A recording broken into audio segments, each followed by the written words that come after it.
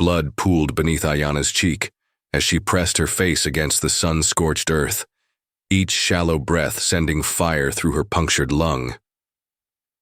The Apache war party's screams echoed in the distance, growing fainter as they pursued the cavalry deeper into Devil's Canyon, leaving her for dead among the scattered bodies of her raiding companions.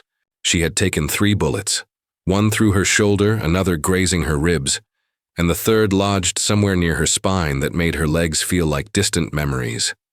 The buzzards were already circling overhead, their shadows dancing across her fading vision as she whispered the death song her grandmother had taught her.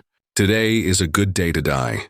But as consciousness slipped away like water through cracked stone, rough hands suddenly gripped her shoulders, and a voice thick with a Texas drawl cut through her final prayer. Jesus Christ, you're still breathing. Caspian Wild had been tracking the war party for 3 days, not for bounty or glory, but because they'd taken something that belonged to him, his prize stallion, Diablo.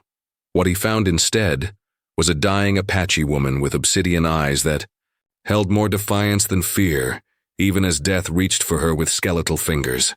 Most men would have put a bullet in her brain as mercy.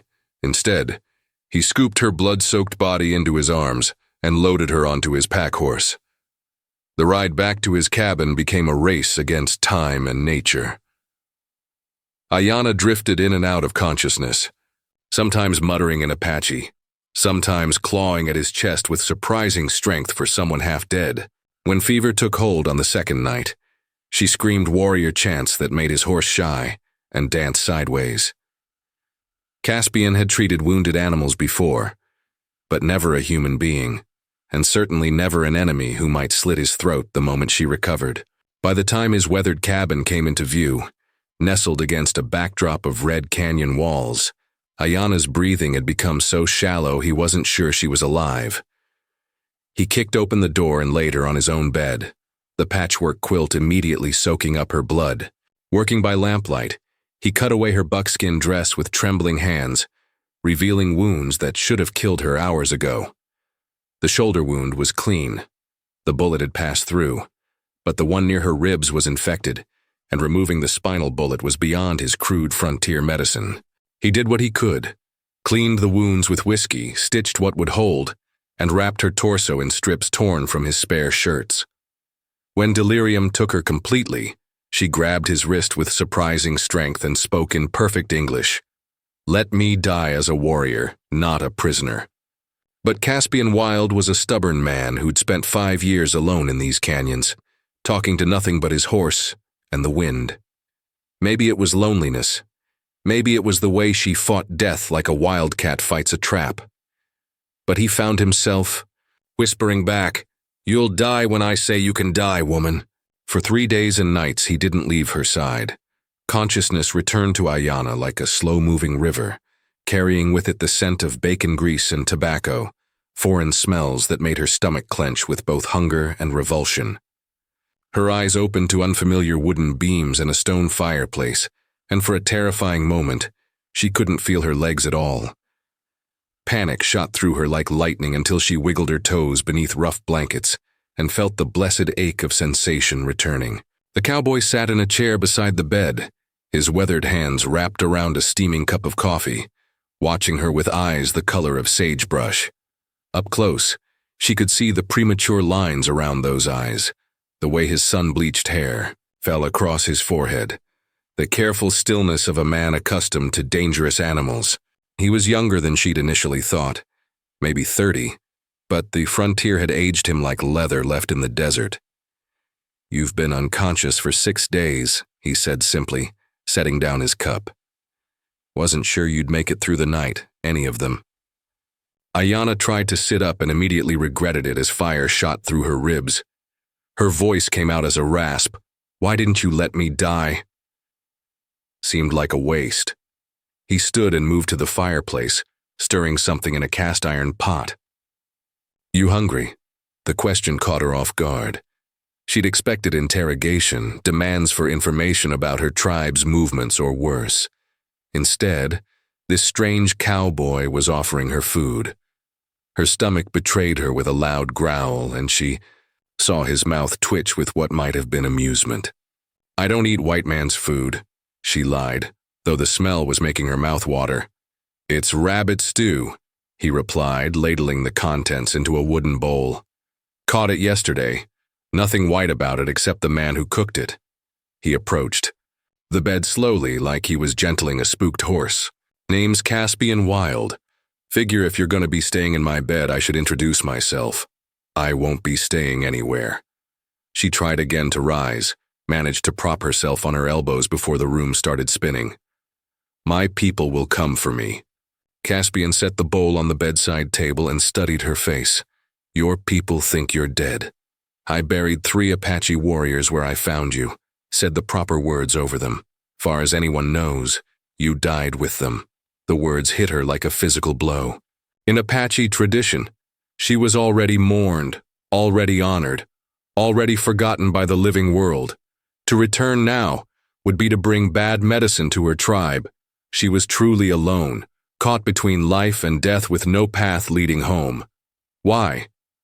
The question came out smaller than she intended. Why what? Why save an enemy?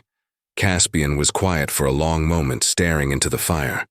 "Maybe because I know what it's like to be left for dead by people who should have cared. Maybe because you fought harder than most men I've known." He turned back to her, and she saw something raw in his expression. "Or maybe because it's been 3 years since I heard another human voice in this canyon, and I'm not ready to go back to talking to my horse." 2 weeks passed in a careful dance of mistrust and necessity. Ayana's body healed faster than either of them expected, though she still moved like a wounded cat, all coiled tension and watchful eyes. Caspian had fashioned her a pair of his old pants and a work shirt that hung loose on her smaller frame, claiming her buckskin dress was too damaged to mend. She suspected he'd burned it to prevent her from leaving, and she wasn't entirely wrong. The cowboy was nothing like the white men from her nightmares, the blue-coated soldiers who'd massacred her village when she was 12, or the Indian agents who spoke with forked tongues. Caspian moved through his daily routine with quiet efficiency, tending his small herd of cattle, maintaining his cabin and hunting for their meals. He never asked about her people's location or numbers, never touched her without permission, and always left his rifle within her reach when he went outside. It was this last gesture that puzzled her most. "You trust me with your weapon?" she asked one morning as he prepared to check his traps. "If you wanted me dead, you'd find a way with or without the rifle," he replied, adjusting his worn hat. "Besides, there are wolves in these canyons. Rather you be able to defend yourself than come home to find pieces." The casual way he said "home" made something twist in her chest. She watched him disappear into the timber, then spent the morning restlessly prowling the cabin's small confines. Her shoulder had healed clean, the rib wound was little more than a pink scar, but the bullet near her spine still sent occasional jolts down her left leg. It was a reminder that she wasn't quite whole, wasn't quite the warrior she'd been.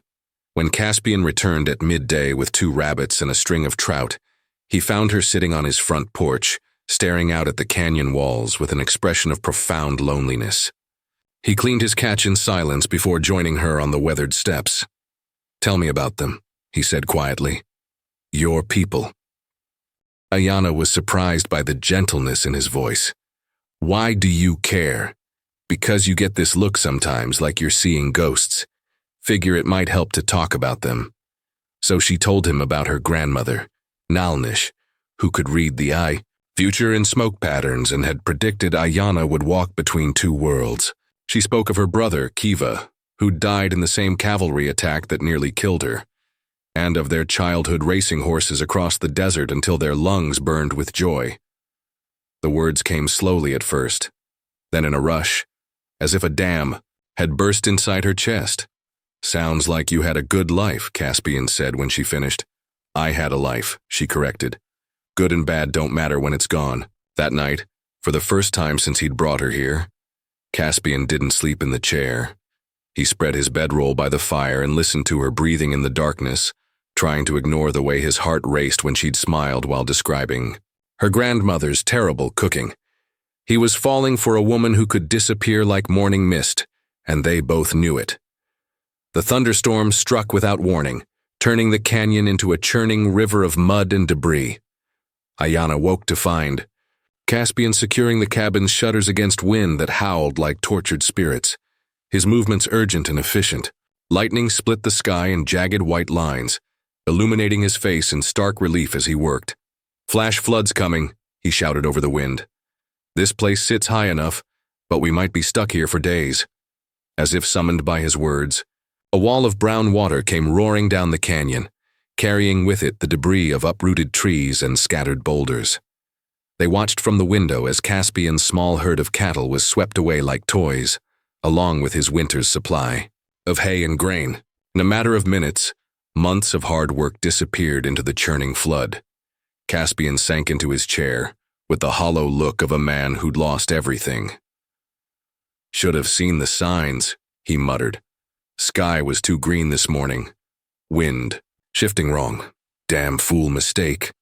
Ayanna studied his profile in the firelight, seeing for the first time the vulnerability he kept hidden beneath his frontier toughness. "How long have you been alone out here?" 5 years. He rubbed his face with both hands. "Came out here after the war, looking for something I couldn't name. Found this canyon by accident when I was half dead from fever. Seemed like a good place to disappear. What were you running from?" The question hung between them like smoke. Caspian was quiet so long she thought he wouldn't answer. Then he stood and pulled something from his jacket pocket. A worn photograph of a woman with kind eyes and a gentle smile. Her name was Margaret. We were engaged before I enlisted. His voice was barely audible over the storm. Promised I'd come back and marry her, build her the house she wanted, give her the children she dreamed about. But when I came home, he trailed off, staring at the photograph. What happened? She'd waited 2 years, then married my brother when they got word I was dead. Can't blame her for that. Hell, I was supposed to be dead. Took shrapnel to the head at Bull Run, spent 8 months in a field hospital with no memory of my own. Damn. By the time I found my way home, they had a baby on the way and a life that didn't include me. Ayanna felt a strange ache in her chest. "So you ran." "So I ran." He tucked the photograph away. "Been running ever since. What about you?" "What? Made you ride with that war party?" Most Apache women don't watch their entire family get slaughtered by cavalry." The words came out sharper than she intended. "I was 12 when they hit our village. Hid in a root cellar for 3 days, listening to the screaming stop. When I finally came out, there was nothing left but bodies and ashes." Thunder crashed overhead, and in its echo they both heard the sound of their own loneliness. Without conscious thought, Caspian moved to sit on the edge of the bed, close enough that she could feel the warmth radiating from his body. "Seems like we're both running from ghosts," he said softly. Ayanna looked at him, really looked, and saw past the weathered exterior to the broken man beneath. "The difference is, your ghosts are still alive. Mine are truly dead." When he reached for her hand, she didn't pull away. The floodwaters receded after 3 days, leaving behind a transformed landscape of muddy destruction and new possibilities. Caspian's cattle were gone, his winter stores destroyed. But something unexpected had taken their place, gold flakes glittering in the exposed riverbank where the water had torn away decades of sediment. "Jesus," he breathed, kneeling beside the stream and running the precious metal through his fingers. "There's enough here to rebuild everything, maybe more." Ayanna watched him from the porch, noting how the discovery had rekindled the light in his eyes. Gold meant opportunity, meant the chance to start over somewhere else, maybe even return to civilization. It also meant their strange interlude in the canyon was coming to an end. "You could go back to her," she said when he returned to the cabin, his pockets heavy with flakes. "To Margaret. With that much gold, you could build a real life again." Caspian paused in the doorway, studying her face. "Is that what you think I should do?" The question caught her off guard. What did she think? That he should abandon the woman who'd haunted his dreams for years? That he should choose instead the Apache warrior who'd fallen into his life like a wounded bird? The rational part of her mind said he belonged with his own kind, just as she belonged with hers, but her heart whispered something different entirely. "I think," she said carefully, "that a man should follow his path, wherever it leads." That night, as they lay in their separate beds, she in his, he on the floor, Caspian broke the darkness with a question that changed everything. "Come with me." Ayana's breath caught. "Where?" "Anywhere.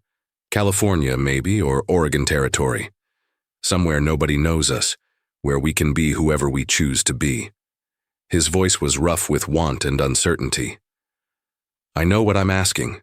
I know what it would mean for you to leave your people's land forever. My people already think I'm dead. That's not what I mean, and you know it." She did know it. To leave with him would be to abandon not just her tribe, but her very identity as Apache. She would become something new, something unnamed, neither white nor Indian, but something caught between worlds, just as her grandmother had prophesied.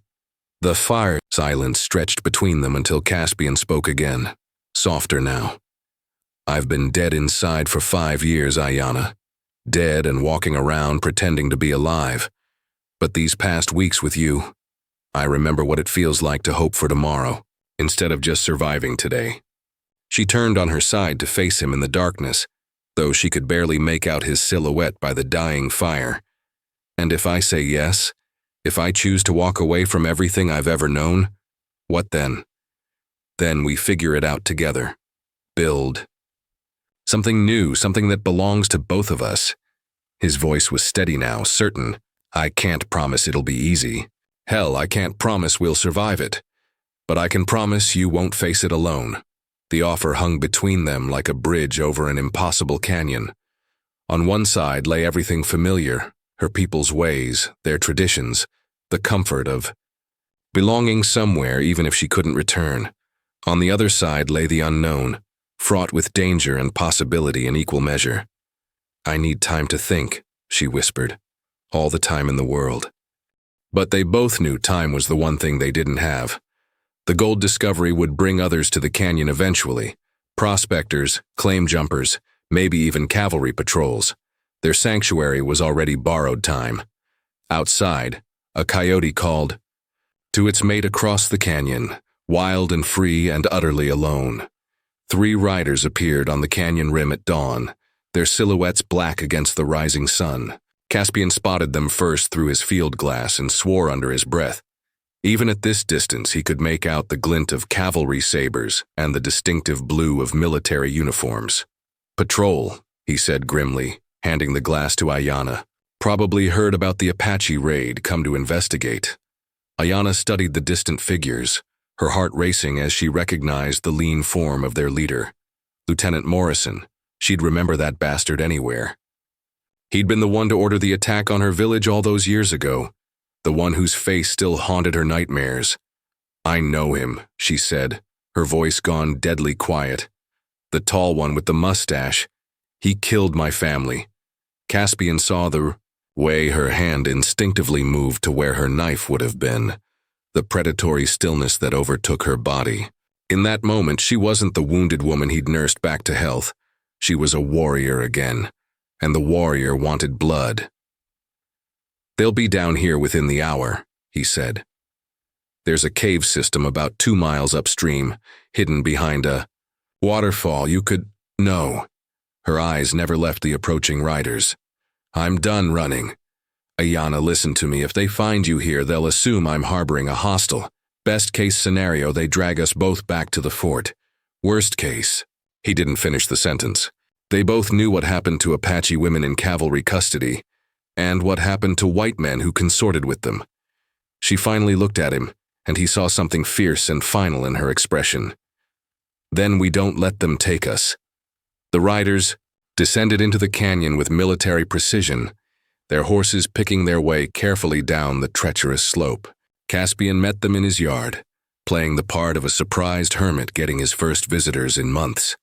He offered coffee and small talk while Ayana crouched in the cabin's root cellar, listening through the floorboards. Tracking an Apache. "War party," Lieutenant Morrison was saying. his voice carrying that same arrogant drawl that had ordered the massacre of innocents. "Hit a supply train about a week ago. You seen anything suspicious out this way?" "Just the flood," Caspian replied. "Easily. Lost most of my herd to it, been too busy cleaning up to notice much else." One of the younger soldiers, barely more than a boy, was eyeing the cabin with undisguised curiosity. "Mighty cozy setup you got here, mister. Must get lonesome, though, all by yourself." "Lonesome's a luxury when you've got cattle to tend and a living to make." But Morrison wasn't buying it. He dismounted and began prowling around the property with the practiced eye of a man who'd made a career of hunting human beings. He paused at the clothesline, studying the two sets of garments hanging there. One obviously male, the other decidedly feminine despite being men's clothing. "Interesting laundry habits you got, Wild." Morrison's hand rested casually on his sidearm. "That shirt there looks mighty small for a man your size." The moment stretched taut as a bowstring. In the root cellar, Ayanna heard the floorboard above her head creak as someone walked across it. Her muscles coiled, ready to spring, when a new sound reached her ears. The distinctive whistle Caspian used to call his horse. It was their signal. Time to choose. She could stay hidden, let the cavalry ride away, and spend the rest of her life wondering what might have been. Or she could trust the man who'd saved her life and shown her what it meant to hope again. Ayanna Wild. The name felt strange and right all at once. Pushed open the cellar door and stepped into the light. "Well, I'll be damned," Morrison breathed, his hand now fully gripping his weapon.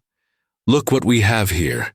Ayanna emerged from the cabin with her chin raised and her shoulders back, every inch the Apache warrior despite wearing Caspian's oversized clothes.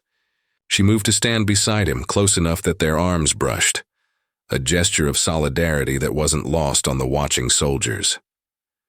"Gentlemen," Caspian said calmly, though his hand had drifted toward his own gun, "I'd like you to meet my wife, Ayanna Wild. We were married by a traveling preacher just last month." The lie rolled off his tongue so smoothly that even Ayanna almost believed it. Morrison's eyes narrowed, scanning them both for signs of deception. In the tense silence, she could hear her own heartbeat and the distant cry of a red-tailed hawk, circling overhead. "Funny," Morrison drawled. "Don't recall seeing any marriage certificates filed at the territorial office, and that's a mighty interesting choice of bride for a white man. Some might call it unnatural." "Some might," Caspian agreed, his voice gone dangerously soft. "Those same some might find themselves on the wrong end of a Winchester if they kept running their mouths on another man's property." The young soldier's hand moved toward his weapon, but Morrison held up a restraining gesture. He was outnumbered here. 3 men against a seasoned frontiersman on his own territory, with a woman who looked like she could gut them all before they cleared leather. The smart play was to withdraw and return with more men. "We'll be moving on then," Morrison said finally. "But we'll be back through this way again, Wild. You can count on it." "Looking forward to it," Caspian replied. They watched the cavalry patrol climb back up the canyon wall and disappear over the rim before either of them spoke. When the last horse vanished from sight, Ayanna turned to face him with tears streaming down her cheeks. "Why?" she whispered. "Why would you claim me as your wife in front of them? You know what that means, what it makes you in their eyes." Caspian reached up and brushed the tears from her face with calloused thumbs. "It makes me the luckiest bastard in the territory," he said simply, "if you'll have me. I'm Apache, I don't know how to be a white man's wife. I'm a broken-down cowboy with nothing but a cabin and a handful of gold flakes. I don't know how to be anybody's husband." He smiled, and it transformed his entire face. "Seems like we're both going to have to learn as we go." She stood on her toes and kissed him then, soft and fierce and full of promise. When they broke apart, she whispered against his lips, "My grandmother always said I'd walk between 2 worlds. I never understood what she meant until now. And now? Now I understand. The 2 worlds aren't Apache and white. They're the world I lived in before, and the world we're going to build together." They sold the gold claim to a mining company out of Denver 3 months later, taking enough money to buy a small ranch in Montana Territory where nobody asked questions about a cowboy and his Indian wife. Caspian built her the house she designed, part frontier cabin, part Apache hogan, something entirely new under the wide Montana sky. Their first child, a daughter with her mother's dark eyes and her father's stubborn jaw, was born during a late spring blizzard with only the two of them and a Crow medicine woman in attendance. They named her Hope, and she grew up speaking 3 languages and belonging fully to all the worlds her parents had created for her. On quiet evenings, when the wind carried the scent of sage across their land, Ayanna would tell their children stories of the grandmother who read the future in smoke, and the cowboy who caught a dying warrior and taught her how to live again. Sometimes Caspian would add his own version, about the Apache woman who closed her eyes to die but woke up in his bed instead, bringing with her all the reasons he needed to start living. And in the space between their words, in the laughter of their children and the weight of their intertwined hands, something entirely new took root and flourished. Neither Apache nor white, neither his story nor hers, but theirs together. The future stretched before them like uncharted territory, wild, and dangerous and beautiful beyond imagining.